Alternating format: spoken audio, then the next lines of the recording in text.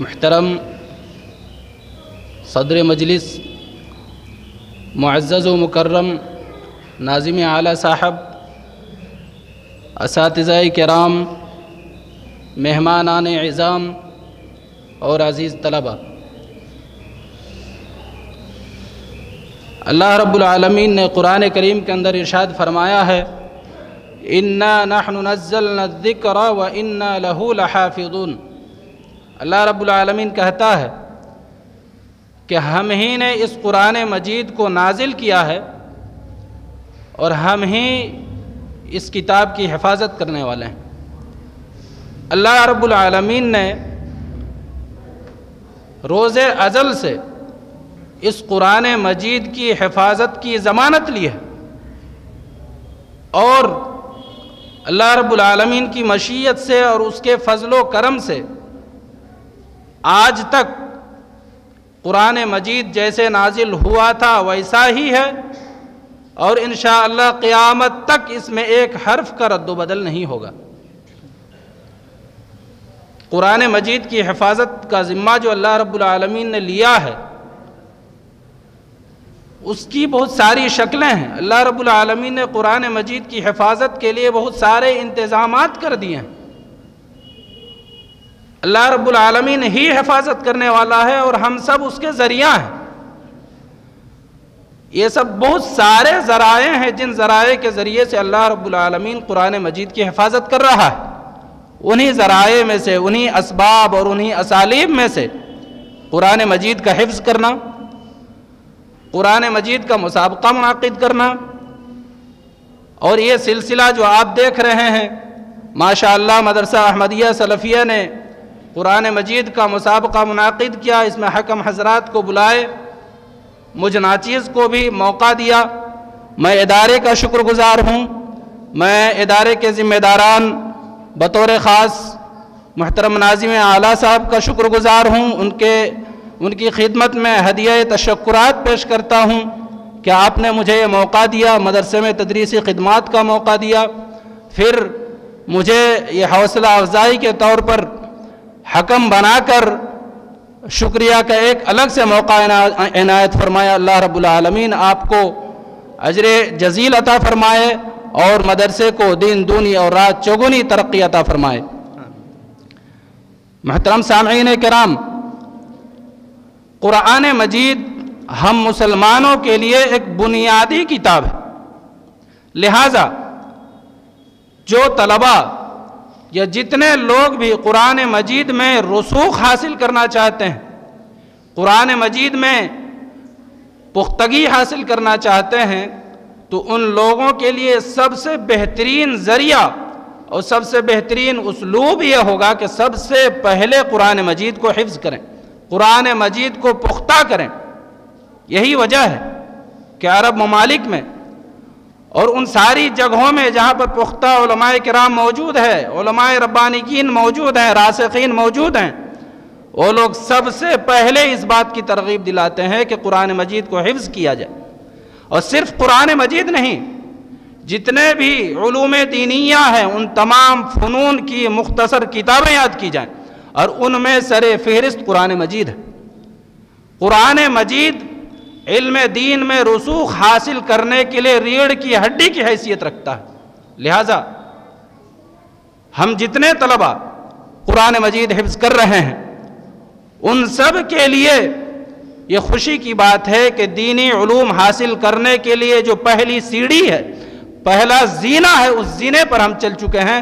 انشاءاللہ اللہ رب العالمین سے دعا ہے کہ ہم سب کو اور ہمارے طلباء کو دینی علوم حاصل کرنے کے جتنے زینے، جتنی سیڑھیاں ہیں، ان تمام سیڑھیوں پر کامیاب و کامران چلائے۔ محترم سامعین کرام، قرآن مجید اللہ رب العالمین نے کس مقصد کے لیے نازل فرمایا؟ ابھی ہمارے خطباء نے، ہمارے مقررین نے مختلف عناوین پر اور مختلف مضامین پر گفتگو کی۔ میں ایک اہم پہلو کی طرف توجہ دلانا چاہوں گا، وہ یہ کہ قرآن مجید صرف پڑھنے کے لیے نازل نہیں ہوا، قرآن مجید صرف حفظ کرنے کے لیے نازل نہیں ہوا، یہ الگ بات ہے قرآن مجید ایسی مقدس اور بابرکت کتاب ہے کہ اس کے تعلق سے ہر کام نیکی کا کام ہے. آدمی پڑھتا ہے تو نیکی ہے، حفظ کرتا ہے تو نیکی ہے. اللہ کے رسول صلی اللہ علیہ وسلم نے فرمایا من قرأ حرفا من کتاب اللہ فلہ بہ حسنہ والحسنۃ بعشر امثالها. جو آدمی قرآن کریم کا ایک حرف پڑھتا ہے اللہ رب العالمین اس ایک حرف کے بدلے میں اسے ایک نیکی دیتا ہے، اور ایک نیکی دین کا اصول ہے کہ ہر ایک نیکی کے بدلے میں 10 نیکیاں ملتی ہیں. پھر آگے اللہ کے رسول صلی اللہ علیہ وسلم نے فرمایا میں یہ نہیں کہتا ہوں کہ الف لام میم ایک حرف ہے، بلکہ الف ایک حرف ہے، لام ایک حرف ہے، میم ایک حرف ہے. لہٰذا سوچ لیں کہ قرآن مجید کو پڑھنے سے کتنی نیکیاں ملتی ہیں.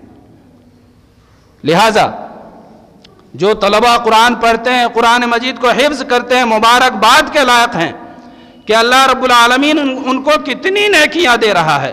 ذرا غور کریں، ذرا جوڑ کر دیکھیں کہ اگر ہم ایک صفحہ قرآن مجید پڑھتے ہیں تو ہمیں کتنی نیکیاں ملیں گی. لہٰذا اس کو استحضار رکھنا اور دل میں موجود رکھنا ضروری ہے. جب بھی ہم قرآن مجید پڑھیں، قرآن مجید حفظ کرنے کے لیے بیٹھیں تو دل میں نیت کر کے بیٹھیں کہ قرآن مجید کو پڑھنا سب سے بڑی عبادت ہے اور اللہ رب العالمین کی مقدس کتاب ہے، اللہ رب العالمین کا کلام ہے. ہم اللہ رب العالمین کے کلام کو اپنی زبان سے دہرا رہے ہیں. لہٰذا اس نیکی کو ہمیشہ ذہن میں مستحضر رکھ کر کے قرآن مجید کو پڑھیں. ایک بات تو یہ ہوئی. دوسری بات یہ کہ قرآن مجید کے ساتھ ایک بہت بڑا ظلم یہ ہے کہ قرآن مجید کو صرف پڑھا جائے اور سمجھنے کی کوشش نہ کی جائے. ابھی ہمارے طلبہ ماشاءاللہ قرآن مجید حفظ کر رہے ہیں. ہم سب کا یہ نصب العین ہونا چاہیے، یہ ہدف ہونا چاہیے کہ قرآن مجید کو حفظ کر لینا ہی ہماری آخری منزل نہیں، بلکہ قرآن مجید کو حفظ کرنے کے بعد قرآن مجید کو سمجھنے کے لیے جتنے علوم کو پڑھنا پڑے ان تمام علوم کو پڑھنے کا بھی اسے عزم اور حوصلہ پیدا کریں تاکہ اللہ رب العالمین آپ کی نیت کے مطابق آپ کے علم میں برکت دے. اللہ رب العالمین نے قرآن مجید کے اندر فرمایا ہے افلا يتدبرون القرآن ام على قلوب اقفالها. اللہ رب العالمین نے ان لوگوں سے مخاطب کر کے فرمایا جو لوگ قرآن مجید میں غور کرنے کی کوشش نہیں کرتے ہیں. کہا کہ کیا یہ لوگ قرآن مجید میں غور نہیں کرتے ہیں یا یہ کہ ان کے دلوں میں تالے پڑے ہوئے ہیں، یہ لوگ قرآن مجید کو سمجھنے کی سکت نہیں رکھتے. لہٰذا دیکھیں کتنی بڑی تہدید، کتنی بڑی دھمکی ہے ان لوگوں کے لیے جو قرآن مجید کو سمجھنے کی کوشش نہیں کرتے ہیں.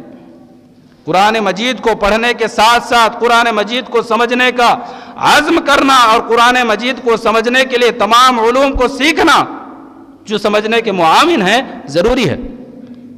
بعض دانشوران کا قول ہے، کہتے ہیں کہ دنیا کا کوئی بھی علم ایسا نہیں، کوئی بھی کتاب ایسا نہیں کہ آدمی صرف پڑھے اور سمجھنے کی کوشش نہیں کرے.